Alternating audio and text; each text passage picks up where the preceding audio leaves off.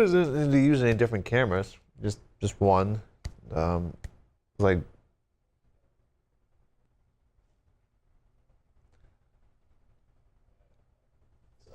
I fucked up. Yes, it is. All right. Are you ready? I'm gonna count down, but I'm not really gonna be able to cue you because I'm gonna be doing a push. So.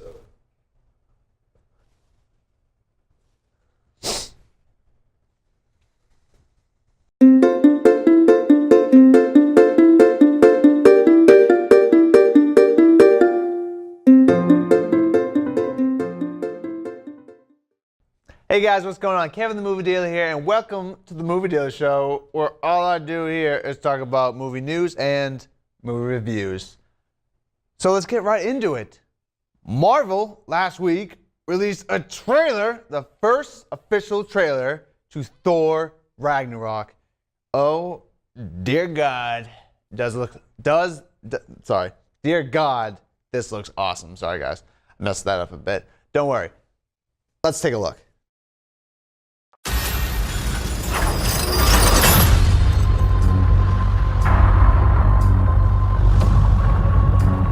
Now I know what you're thinking. How did this happen? Well, it's a long story.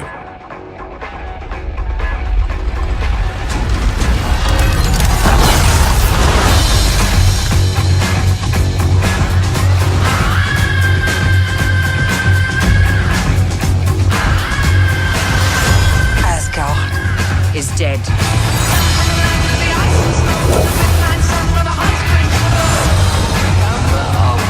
Hi there.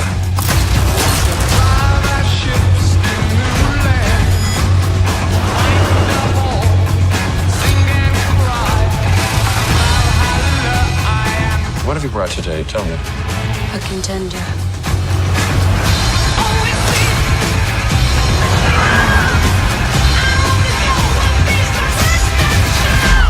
It's main event time.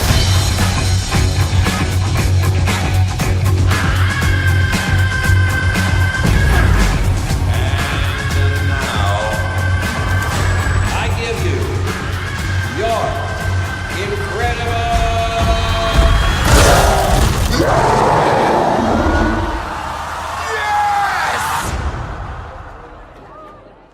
We know each other. He's a friend from work. Oh, come on.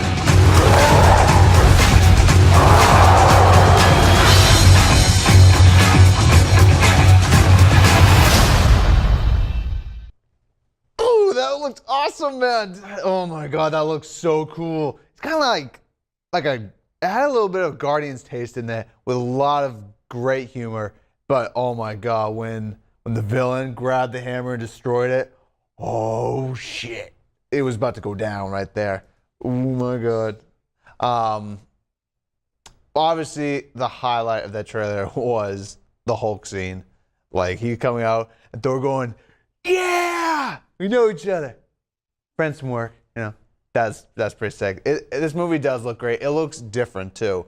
I gotta admit, I always thought Thor was a bit of an underrated character because I think always what held his movies back were the human elements of his movies. Like, I didn't really care about his relationship with Natalie Portman and her like assistant Dorothy or whatever it is, the girl from Two Broke Girls. She's so dumb in the movies, and I don't understand why she's in these movies. I don't understand. But you know what? This movie, we are going to Earth. We know that for sure because we learned that from Doctor Strange, that Thor is coming to Earth to find Odin. Most likely that portion of the film will be the beginning because, as you can tell from the trailer, he loses his hair. He gets a haircut, you know? And I'm sure like they go to Earth, try to find Odin, and then somehow they get captured and stuff happens. Jeff Goldblum too. Wow, Jeff Goldblum. That's when they released the first image of him in the movie. I don't know what I think. He was looking a little freaky to me, but you know what? It actually fit where they were, like this world they were fighting in. It was pretty dope. I cannot wait for this Marvel movie. It's going to be great. To be honest, I do like Thor a lot, and I think Hulk is a great character. I think it's going to go really, really well. Okay, next topic. Oh, this came up this morning. Normally, this would have been the first piece of news, but we had to sneak this in. We had to replace another trailer with this. But I am so happy this came out today. Oh my God, what a great way to start the weekend, in my opinion. This came out on Friday. We're taping this on Friday, so it came out today. So we had to shuffle everything around. But oh my God, we finally have the first trailer to Star Wars Episode 8, The Last Jedi. Let's take a look.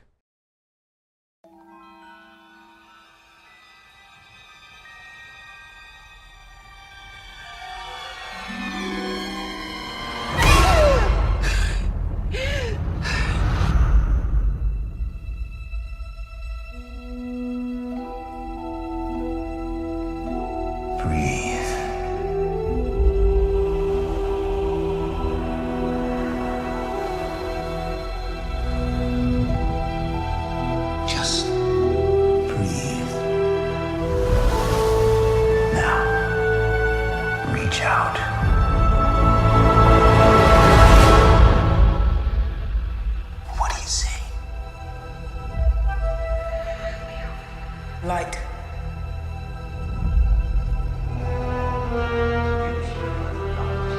Darkness.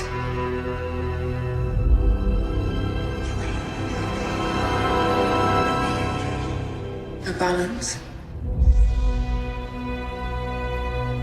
It's so much bigger.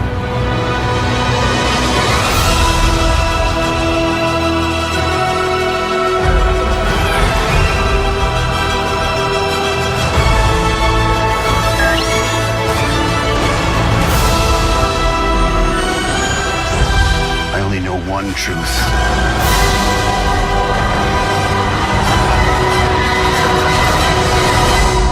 It's time for the Jedi to end.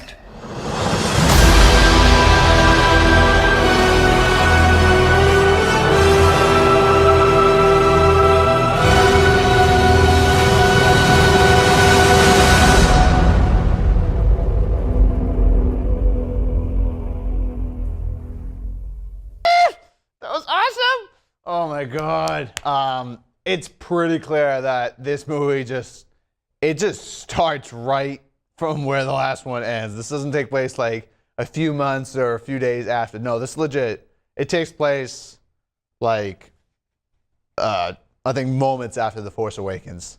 Like I think the first thing we're gonna see is just like after Thor, still on Thor. After Rey hands him Luke the lightsaber. I think we're literally just going to see that scene, like what he's going to say to her. It looks so nice. It did remind me of a lot of the, I can't speak today. It reminded me a lot of the first teaser trailer we got for The Force Awakens. Even the same wording, like when all the words were coming up, it was the same, like, I don't know, it looked exactly the same to me, but you know what? I loved it. Honestly, the surprise at the end is Luke's line. I was like, when he said, "I know one thing for sure," at the Jedi, I was like in my head, "Need to return." No, it's like, and he just says, "Oh my God, I can't remember what he says right now." Wow, it doesn't matter. What he says is so great. I love this trailer. Such a great, oh my God, such a great week for movie news. It was such a great, fantastic week. Obviously, I cannot wait for Star Wars. I cannot wait for The Last Jedi. And apparently, The Last Jedi is plural, by the way. It is plural. They did confirm it a little while ago. I think someone figured it out when they were giving out like foreign posters of the thing, and they figured out it actually meant plural. So that's awesome. Obviously, it's Rey and Luke. They're The Last Jedi. I can't wait. Okay. So not only did we get the Star Wars trailer and the Thor trailer, we got some massive casting news this week. We got like 3 big ones today. 3 big ones. Let's start off with a little small one here, kind of. All no, they're not all comic book related. First one, this one was a little, I wasn't really expecting this.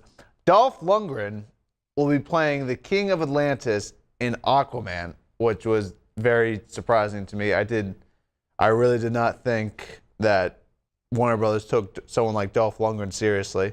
But you know what? He's the main villain on the television show Arrow right now, and he's been getting nothing but praise for his role apparently. I haven't seen him yet, but now I gotta look into it.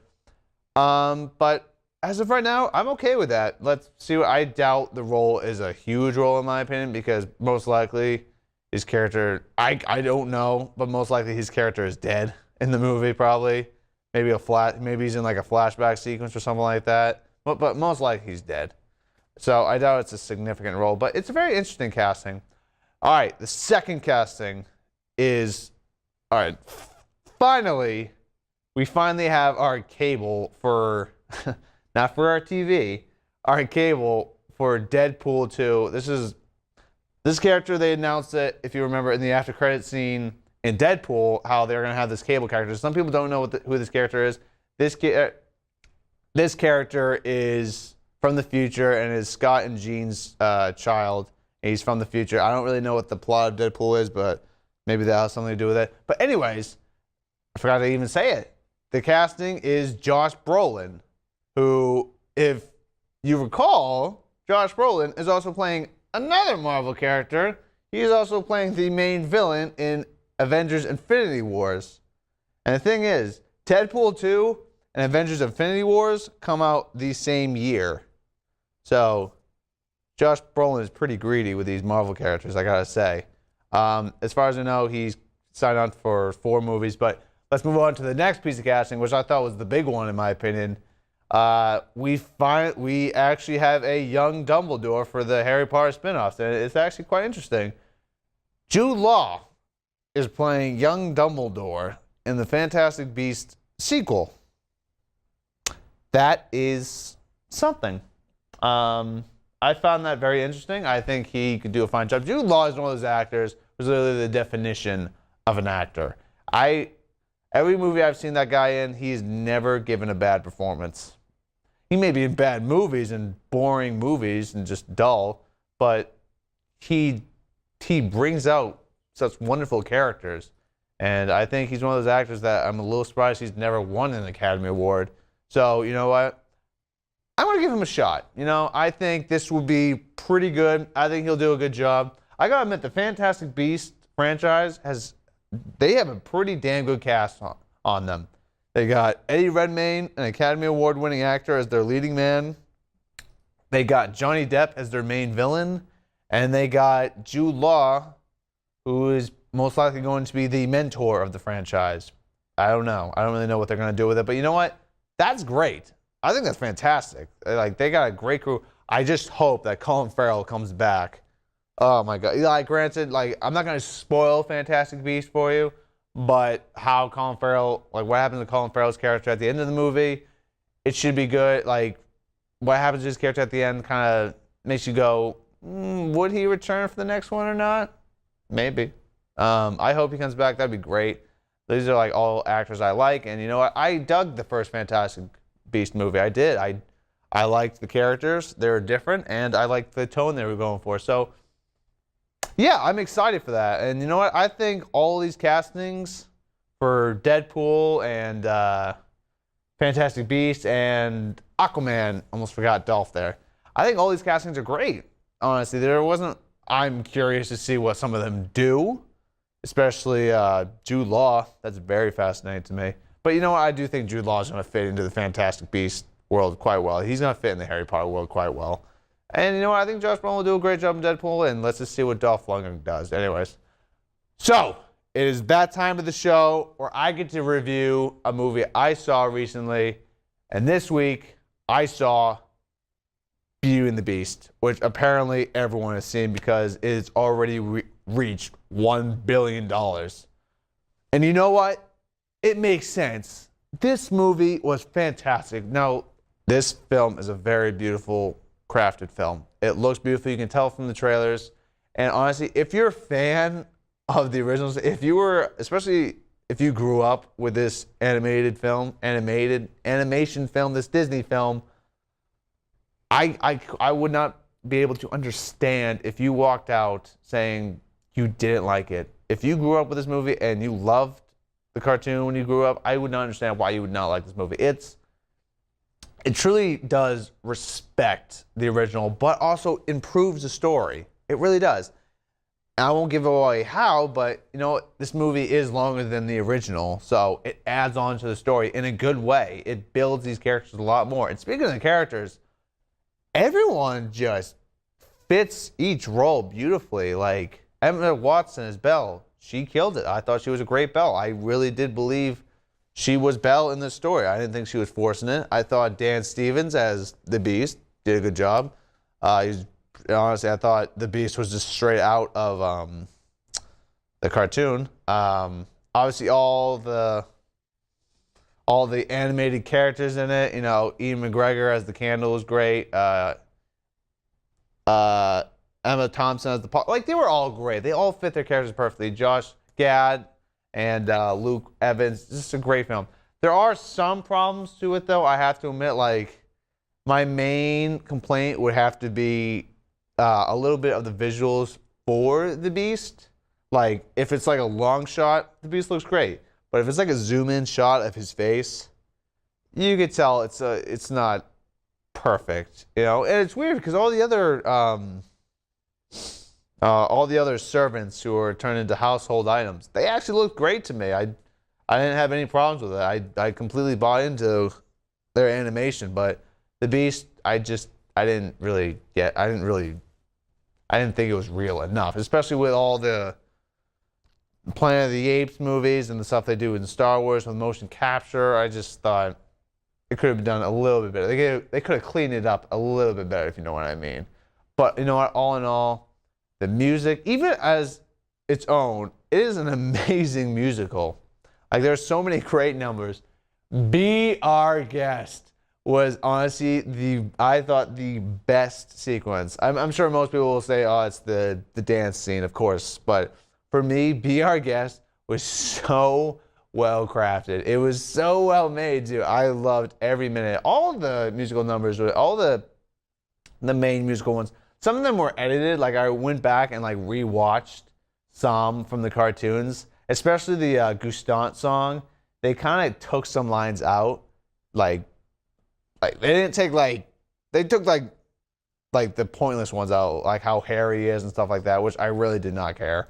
I thought, but you know what? The visual effects were great. Other than the Beast, the musical numbers were great. Everything about the writing was great. I bought into all the characters, and I thought this film was just really fantastic. And if you want to see Beauty and the Beast, I highly recommend you go see this in the theaters.